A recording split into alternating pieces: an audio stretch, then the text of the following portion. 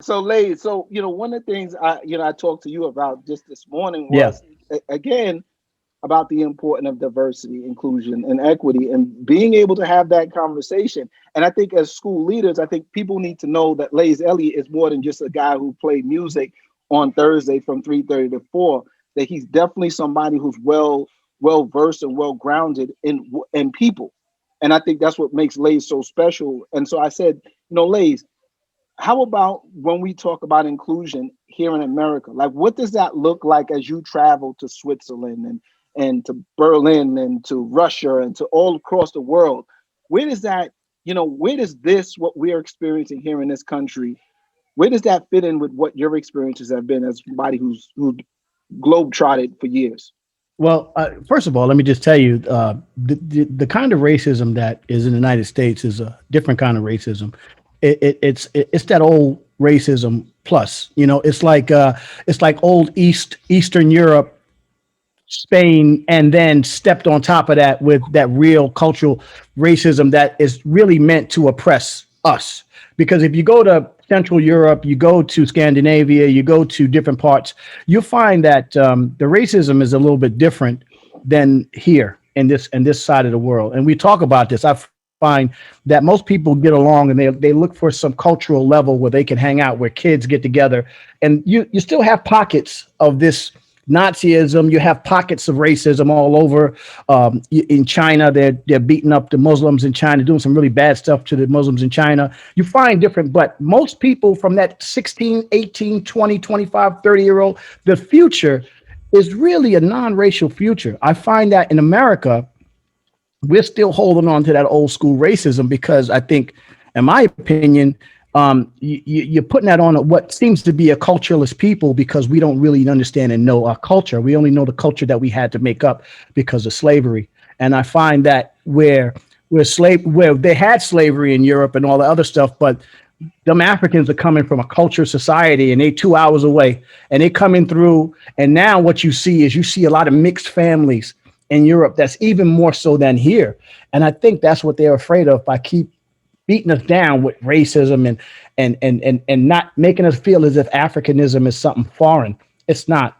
It is the cultural belt that is this entire planet. 2 weeks ago, during one of my family meetings, that's what we call our staff meetings, we talked about data. And one of my young white teachers shared that she was bothered by the fact that our white males really outperformed, like almost tripled performed our Black males and our Hispanic males in terms of projections for passing the state assessment. And so she shared that she was going to reflect, about, what teaching strategies instructionally do I need to use, to reach my Hispanic and my Black males. And I commended her and told her I was proud of her for being reflective and for being courageous enough to share that, in front of everyone. But I also told her, in addition to instruction, the connectivity, the relationships are very important as well. And so she should look into some of those strategies, and I'm happy to support her. And I started talking about some of the things that you all just mentioned. Here's what your Black boys are coming to school, fearing police. Your Hispanic boys and girls are coming to school fearing deportation, right? All of these things have been issues in their cultures. So we have to be sensitive. I said, whether we agree with or support movements like Black Lives Matter, we have to acknowledge that Black males are more targeted and murdered by police officers. Well, a teacher emailed HR and shared that he or she, they wouldn't tell me who it was, wanted to know whether I was being appropriate. And I was accused of being political and discussing Black Lives Matter and insurrection, which I never discussed the insurrection because why would I? Who cares?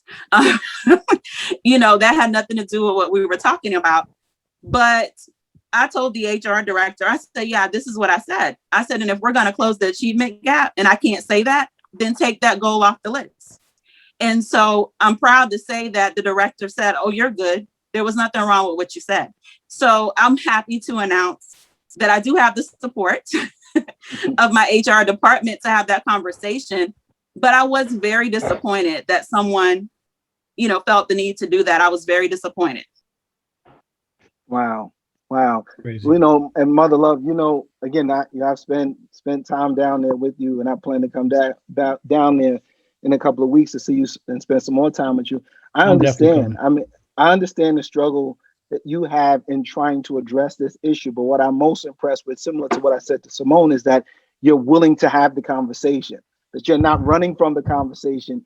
You either got to find a creative way of doing it, or you just got to find, just be blunt about it. But the fact of the matter is that we're not going to ignore it and act as if it doesn't exist.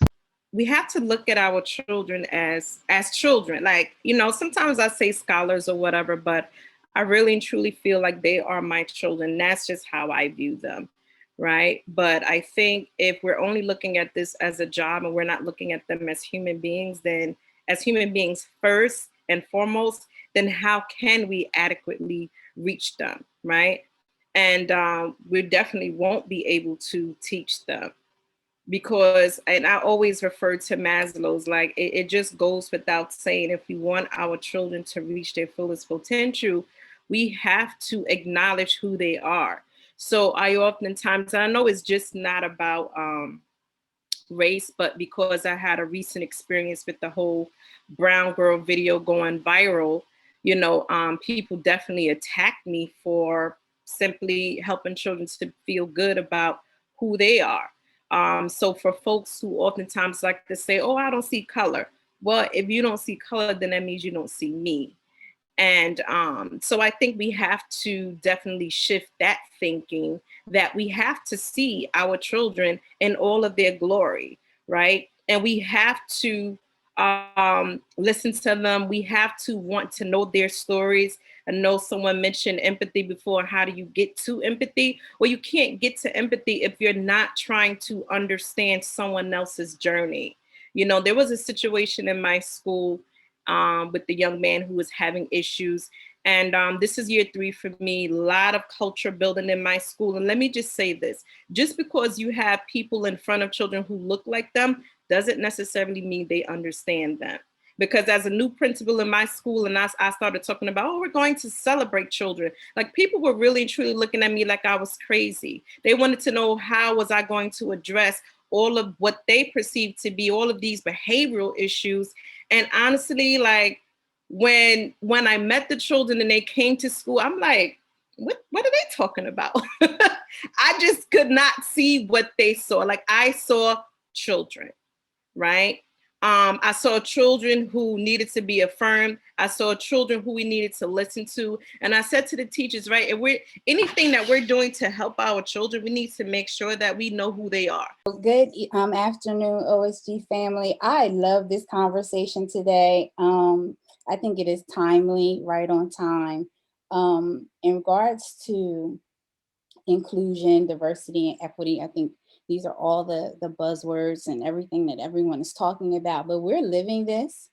When I think about inclusion, I think about inclusion as an ongoing process, that it's something that we have to continue to talk about, continue to make strides in all areas, race and gender, in regards to just diversity and equity. As a Black woman, as an administrator, as a leader, and oftentimes I find myself leading or supervising white women, which, we can write a whole book about that. I'm sure we've all had these experiences. What I find that helps me, or what I've learned in this process, is that I have to be myself, that I have to be not really courageous, because I don't know if it takes a great amount of courage anymore just to speak your truth. And address, as I think Dennis said, it's in those small conversations where those microaggressions happen, and you have to exactly say, what did you mean by that? Can you clarify that? Well, I hear you saying this. Is that what you meant? And I think sometimes it gives people, it makes them pause. It makes them be reflective, or so they can hear themselves, or that they know that there was an offense. So I just wanted to share that today, and I am so grateful for this conversation. So I wanted to hear your thoughts on metal detectors for high school students. So there are I think all schools that are in the suburbs, Long Island, there's no metal detectors for those high schools. But once you start going into the urban schools, like my school, there is a metal detector. When I was growing up in my high school in Brooklyn, we didn't have metal detectors. And recently I found out that my alma mater now has metal detectors. And it was a very prestigious school, and now they have metal detectors. So this thing of metal detectors has always been like a back and forth thing. But I know part of the problem is the lack of equity, but I just don't know how to best address it. So I want to hear your thoughts on that, and how we can go forward with that, because I hate the concept of our Black and brown babies going to school and having to go through this horrible system that is kind of set up like a jail system. You know, we see now a number of metal detectors that are in urban areas versus suburban areas. And I'm a 3K to 8th grade school, and so I don't have metal detectors, but there are a number of locations. I'm not sure if yours does, but what is the perspective like? How do school leaders feel about metal detectors in the high schools? So thank you for that, Simone. So first and foremost, I have metal detectors at every doors, at all my doors, right?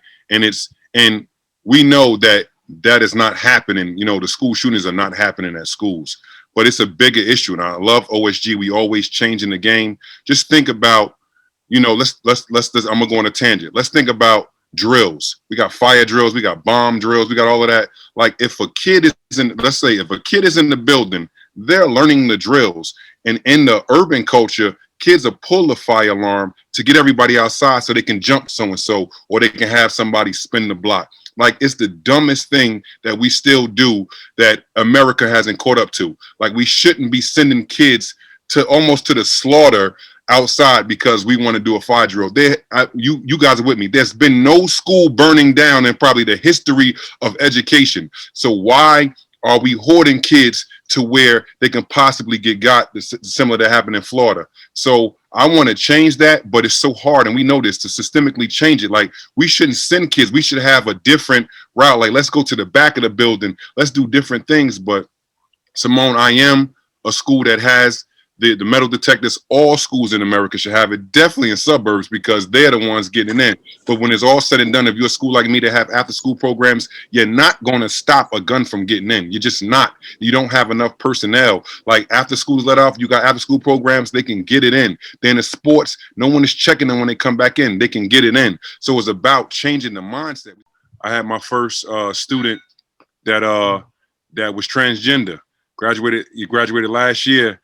And Kiki, and I tried to make sure Kiki was good. You know what I mean? Even like, you know, before the like the prom stuff, I made sure they was lit. The face was beat, all of that stuff. So I'm learning, man. And I'm a straight Black male, so it's hard for me to know what that questioning baby wants.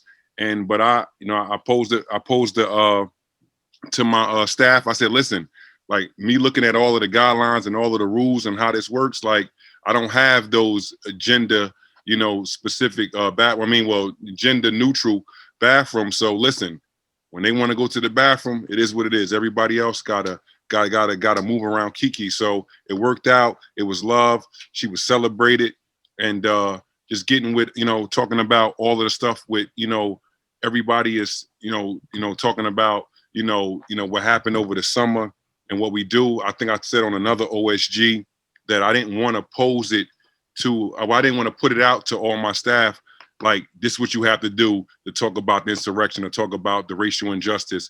I literally left it up to them, and I went in and I really had those conversations. And I know all of us in here, I want to preach to the choir, the best educators have the best relationships with kids, period. I don't care if you're white, Black, green.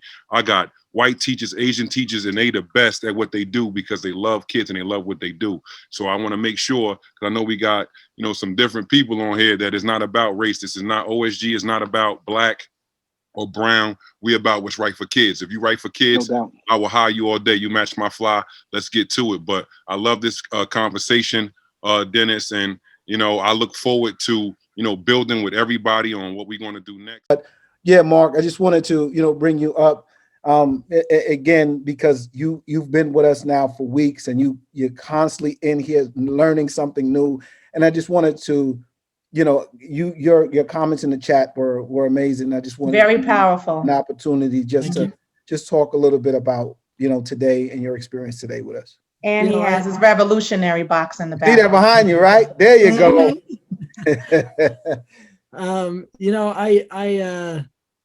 I keep thinking, because one of the things that I felt so strongly the very first time I came, Ak set the stage for me, told Dennis I'm coming. And, but I felt since that first week, I felt nervous at first, I'll be honest, because I just felt like, I don't want to feel like I'm intruding, but you all have been amazing at just opening your hearts, opening what you do. And one of the things that I found, so I've been doing this for about 6 years. And a few years ago, when I was in Philly, working with the school district of Philadelphia, all of this started to become a lot more real. I work with a lot of schools, I work in a lot of places, but it's just different when you get inner city. And when you start to drive through those neighborhoods and people are looking at me like, what are you doing? And I says, if I can't drive the neighborhoods of where I'm working, if I can't sit in the parking lot and really think about this. And I mentioned it on the Coast to Coast.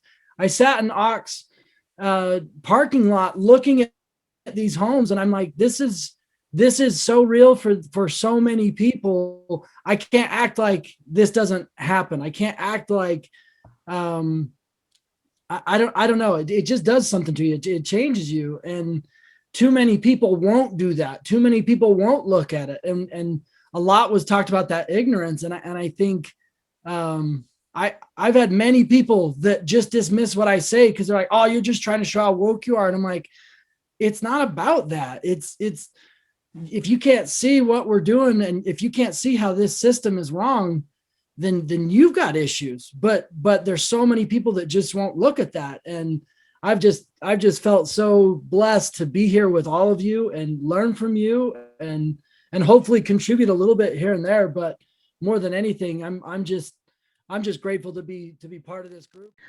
So good evening, everybody. Sakina Pitts here. Our affirmation for today is, if it's not working, face it.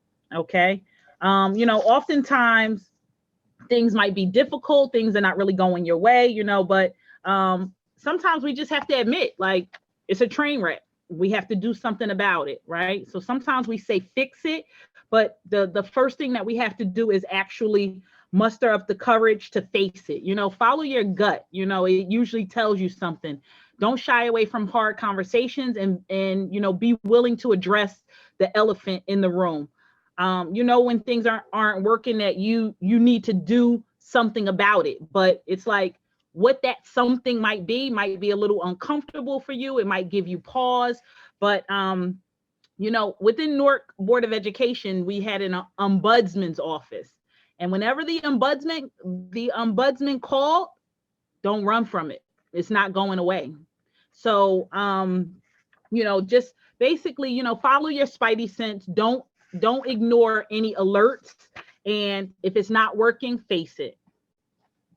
All I can say just quickly to the first piece in regard to inclusion is, one, making sure, you have to check your own ignorance at the door before you start to check other ignorance, and know the difference between somebody being insensitive, somebody being racist, and somebody who's just ignorant, right?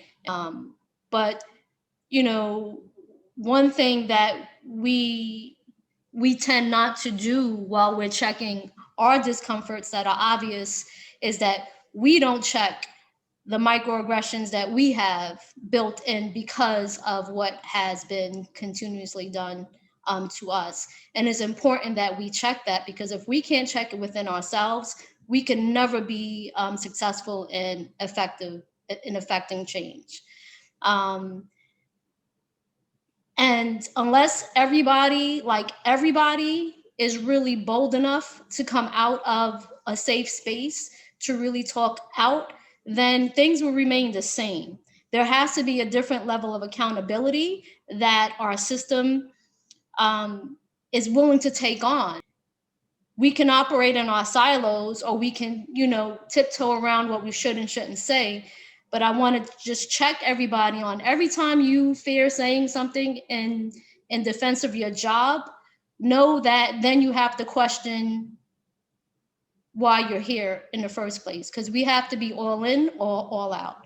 And I simply just go by, I can't serve two masters. I serve one master. And, I trust that master is going to have my back as I fight for kids and do the right thing. Welcome back. There he is. There he is.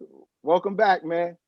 Hey, and thank you. And it's great to see everybody. I actually I hadn't planned on speaking at all tonight until my sister April started speaking, and it really made me think of a couple of things. And so I'm just thinking about the idea of inclusion, right? Oftentimes when we have our youngsters, and let's face it, I bet dollars to donuts, some of you's got some children in your school that are gang members, right? Some of you, right? And a lot of times, instead of pulling them closer, we try to push them away. Instead of including them, we try to vilify and criminalize them. So often, those children who so many educators push away, again, and a lot of it stems from systemic racism. And when I say that, it's not just, again, like it's been said before, it's not a white thing or a black thing. Racism is a systemic thing, right? And so we've been taught to fear our little boys. And the darker they are, the more we're taught to fear them, right? And so again, if we don't look to ensure that we are pulling them closer than the rest, because they're in trouble, they're hurting, they're in pain. Many times they're not joining gangs, they're born into it, right? And that's not a problem for me personally, because we got work to do with the gangs too, because the gangs are just extended family. And yes, they're involved in activities that are detrimental to themselves and to the community, but that's extended family, and we have a responsibility to them also. So again, just on the whole topic of inclusion, making sure that we're including those that need us the most, those that when we first look at them, we might step back and like, okay, but realize, you know what? Excuse me, can you move the gun to the side? Let me give you a hug. Excuse me, you don't need that knife up in here. Let me give you another hug, right? Because they need us more than the others. And so we're not actively recognizing the hurt and the pain and the trauma that they're in, and the further trauma that we inflict when we push them away because we think they're a danger. They're not a danger yet. They're going to be a danger if you don't give them that hug.